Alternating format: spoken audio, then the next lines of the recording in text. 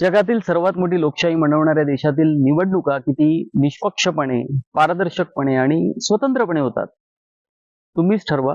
फक्त त्यासाठी निवडणूक आयोगाचे हे कारनामे बघा.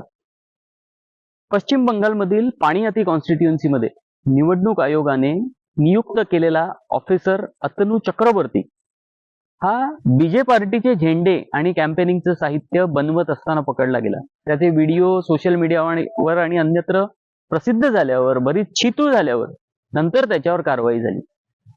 आता कारवाई तो करत असलेल्या कामामुळे नाही तर पकडला गेल्यामुळे झाली असावी का, असे प्रश्न विचारले जातात. याच बंगालमध्ये बांकुरा मतदारसंघात केंद्रीय सशस्त्र पोलीस दलातील जवान जे निवडणुकीच्या कामासाठी नियुक्त झाले होते, त्यांनी आपल्या अधिकृत वाहनाचा वापर बीजे पार्टीचे निवडणूक चिन्ह असलेली जाहिरात साहित्य वाहून आणण्यासाठी केला आणि जवानांनी ते स्वतः काही ठिकाणी लावले असे व्हिडिओ प्रसिद्ध करत आरोप झाले. आणि याच निवडणूक आयोगाने निवडणूक घोषित होताना राज्याचे मुख्य सचिव, गृह सचिव, डीजीपी, एडीजी, आयजी, डीआयजी, जिल्हा दंडाधिकारी, एसपी यासारख्या महत्वाच्या पदावरील 50 अधिकाऱ्यांची तडकाफडकी बदली केली. निष्पक्ष, स्वतंत्र आणि पारदर्शक.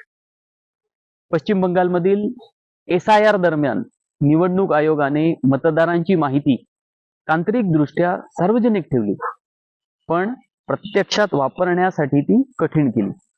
ही माहिती शोधता न येणाऱ्या PDF फाईल्स मध्ये उपलब्ध करून दिली गेली, ज्यामुळे एक प्रकारची डेटा वॉल तयार झाली, ज्यामुळे पत्रकार, संशोधक आणि सामान्य नागरिकांना मतदार यादीतील बदलांचे विश्लेषण करणं कठीण होईल.